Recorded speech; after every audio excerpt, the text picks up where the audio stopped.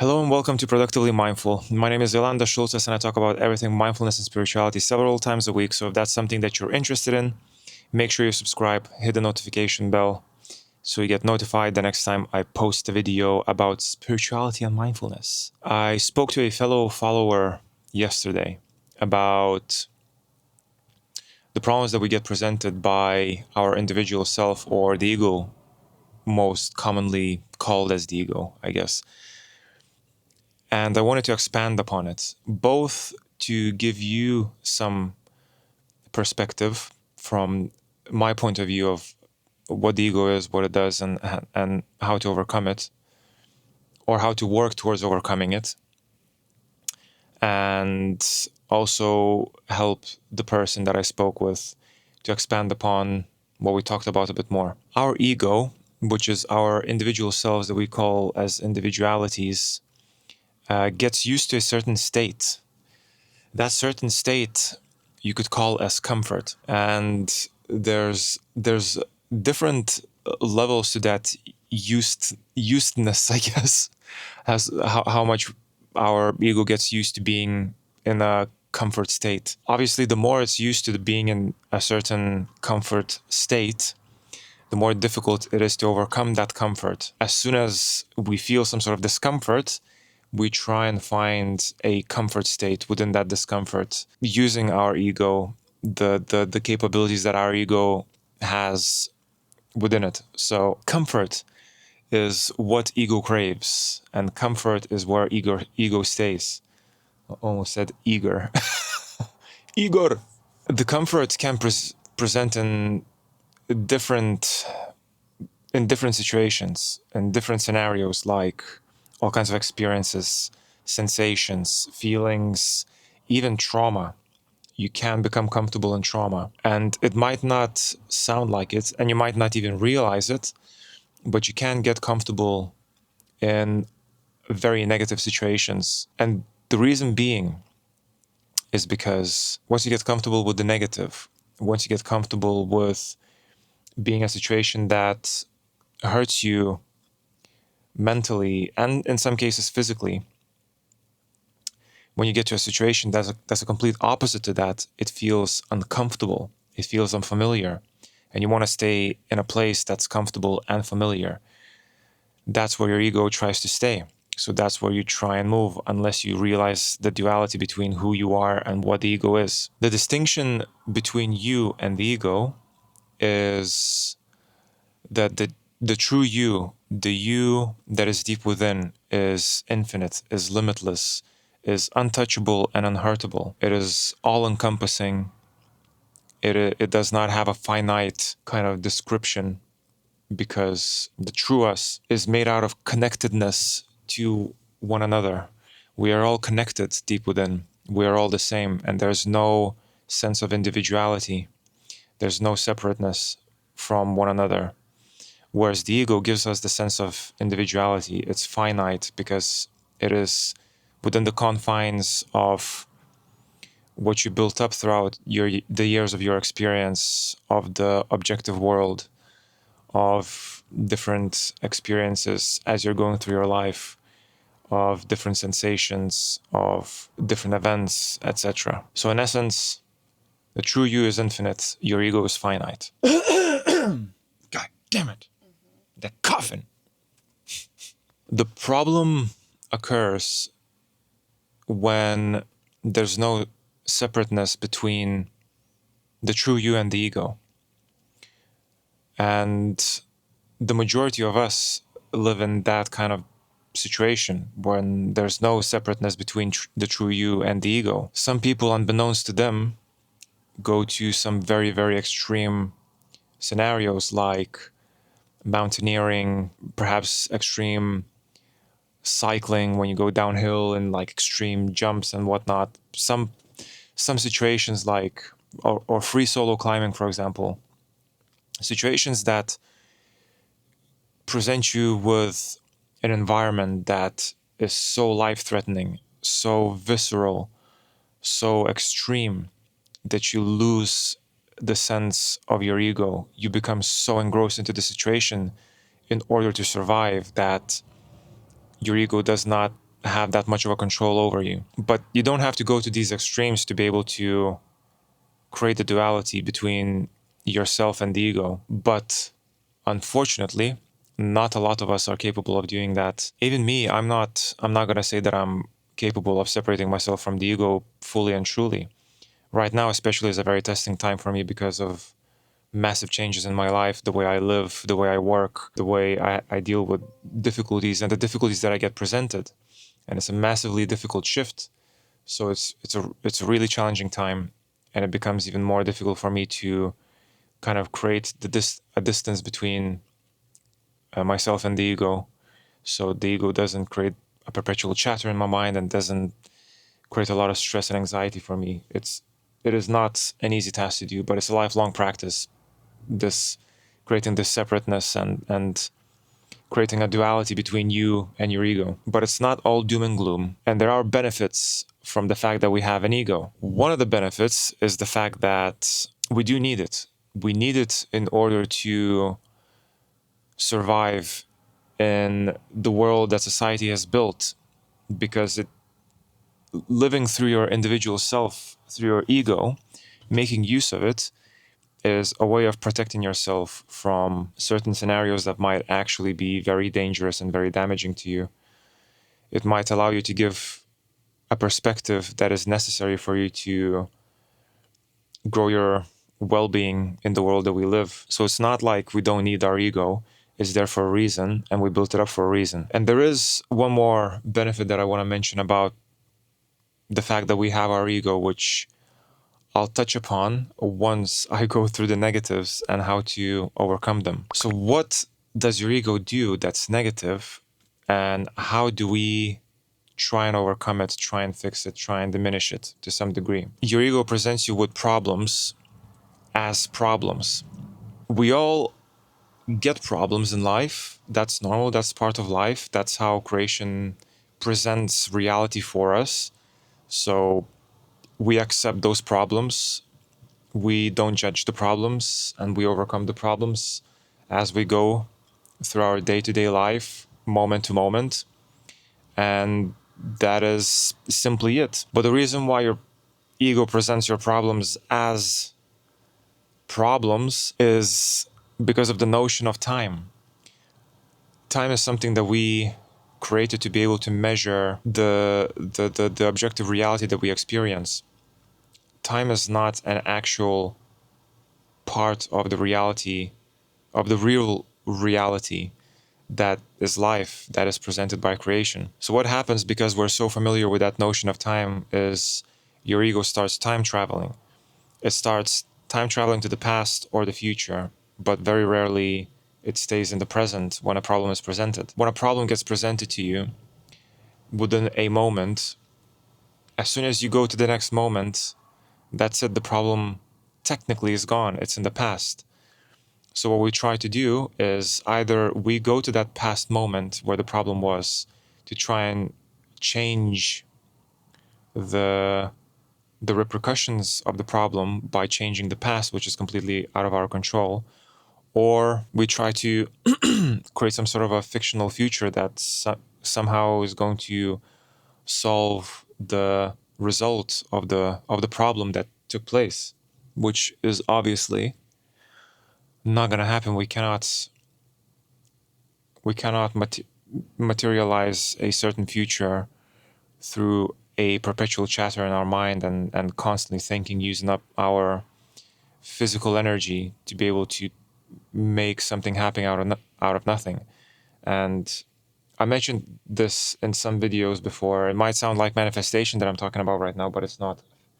Manifestation doesn't happen through just constant overthinking about the future.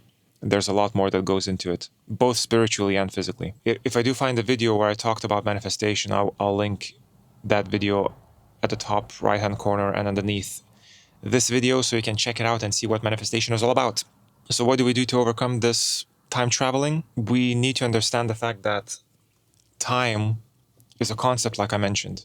It's a man-made concept, same way you understand that a road sign is a man-made concept. A name of a street is a man-made concept. Your name is a man-made name. It's not fundamentally real because it's made up by somebody. Same as time. And being able to understand that concept, being able to understand that the only moment that exists is this exact moment, will allow you to be able to create separateness from that time traveling, and you'll be able to notice it more and more as it happens. So you'll be able to kind of grab the situation by its horns and take control of it a little bit, because you cannot fully and truly control your ego, which is why we never try to do so. The second thing that happens, which is partially because of the time traveling, but also because we try to resist it, is perpetual chatter. And perpetual chatter can happen for many, many reasons. One of the reasons is what I mentioned, is some sort of a problem occurs, maybe some sort of a memory takes place, maybe you have a discussion with somebody and you disagree and you keep going over that scenario in your mind. Perpetual chatter is essentially your ego trying to convince your ego about something. What usually happens is some sort of an event takes place, like I mentioned, memory, experience, whatever, and you cannot help but start going over it in your mind through that voice that goes on over and over and over in your mind. But then the same voice that is talking in your head starts talking to itself to try and make sense of what the initial voice was talking about, or try and talk the initial voice out of talking, or try and convince that initial voice to think otherwise. And it starts creating this mind battle between it and itself to resolve whatever is happening in your mind. And it creates a relentless chatter in your mind, which is not great. It's very difficult to deal with it, and it uses up a lot of actual physical energy, that perpetual chatter, because anything your mind does uses a lot of energy. About 30% of our daily energy gets used by our brain. So if you're constantly chattering in your mind, a lot of energy is being used up. So it's a very inefficient way of thinking. So what can you do to overcome that perpetual chatter? One of the best things to do, I find, is try to observe it, try and become aware of it, and also accept that it's happening. Being aware of it happening will build neuroplasticity in your mind to pick up on that perpetual chatter when it starts happening, or when it starts getting out of control. Because we cannot 100% completely diminish that perpetual chatter, because it's always going to be there. Your ego is always going to be there, and you cannot fully get rid of it. The most you can do is, in a sense, create an ego death through intense practices or other means, which I will not mention here. But you can create an ego death, which allows your ego to be reborn in a way that's not going to create an extreme attachment between your true self and your ego. So awareness is one thing that you want to cultivate. You want to cultivate awareness of that perpetual chatter. The second thing you want to do is observe it when it starts happening. If you can observe it, that's going to create separateness between you and the ego. And the more you become aware of that happening, the more you will be able to learn observation. And the more you observe, the more distance you will create from yourself and your ego. And then just simply accept the fact that it's happening. Because the main reason why your initial mind voice gets into an argument with itself is because, to some degree, there's denial of what's happening. So denial creates this double conversation in your mind, trying to justify what's happening, trying to solve what's happening, whereas you simply just need to accept the fact that it's happening because it is what's happening. There's no denying that. So why deny it? Why fight it? Just be aware of it and just observe it. That's all you need to do to create separateness between you and your ego. And one more thing that I want to touch upon when it comes to your ego creating difficulties for you is your ego always wants to shield the true you from life. And it's not necessarily because your ego hates your true self or doesn't want your true self to come out. It is because it's trying to protect your true self, hence why it's a shield. It's trying to protect your true self because it is afraid that an uncomfortable situation is gonna hurt you. It's gonna wound you in some sort of a way, shape, or form. For example, if you, let's say, dress in a certain way and then you go out and your friends make a simple comment saying that your clothes are very basic or your clothes are not really that nice or whatever it may be. Perhaps not even a malicious comment, right? But for some reason, it really, really irks you and it really triggers something within you. Let's say you don't necessarily have a lot of money, but your ego will create a very powerful shield that will make you go out and spend whatever little money you have to buy expensive clothes, some sort of designer clothes or whatever it may be. But then let's say the clothes that you buy make you, I don't know, do not agree with your body, right? Perhaps you sweat easily and those clothes make you sweat. So then that makes you self-conscious of the fact that you sweat, but you cannot wear different clothes because you'll get negative comments again. So it will create another shield upon that shield to protect you from both things. So what you might do is go buy some expensive perfume or aftershave to make sure that you hide the smell. Maybe a very expensive deodorant or something like that. So it creates this stack of shields that keeps stacking and stacking and stacking upon each other to create protection from what life throws at you, what somebody might say at you, what situations make you feel, as opposed to simply allowing life to take its course and accepting it and understanding the simple fact that these are very insignificant problems and they don't really technically hurt you, the real you. It only hurts your ego. So what do we do in order to try and mitigate that? What do we do in order to try and remove those shields that we keep stacking up? We want to try and see them not as problems, but we want to try and see them as opportunities. What happens in every single situation is that we get presented with knowledge about ourselves, about our individual selves. And that knowledge about our individual selves can be turned into understanding through trying to not deny what's happening, but accepting what is happening simply as a fact, as a fundamental truth of the current moment. That will give us understanding of reality unfolding in front of us, of every single moment. And if we can gain understanding of that particular situation, that particular moment, we will be able to set aside that sensation or feeling that we're getting from that particular moment in a way that it will never resurface and hurt us again.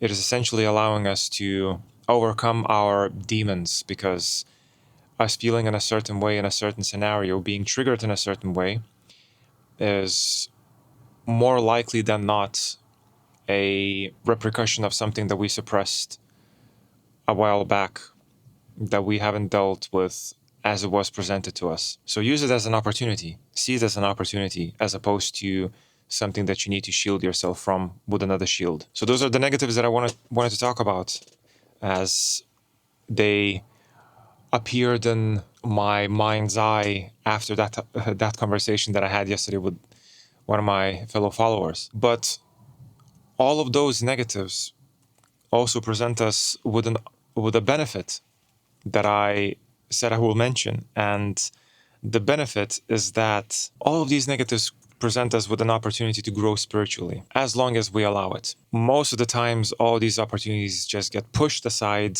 and we just completely and utterly ignore them because that's comfortable, because that's what our ego wants to do.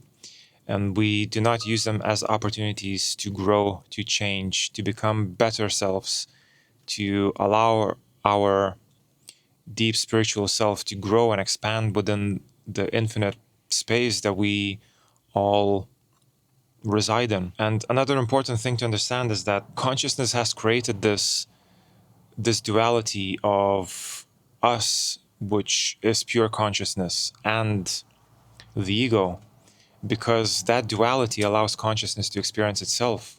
And through experiencing itself, it can grow. Consciousness is just a very complex manifestation of different forms. Every single object that we see is a variation of complexity of an expression of consciousness. Consciousness essentially experiences itself through the objective reality that we are familiar with through our five senses to be able to grow itself. And it is a beautiful thing. We need to practice what I just mentioned, what I talked about. And we need to practice it every single moment, because only through practical understanding,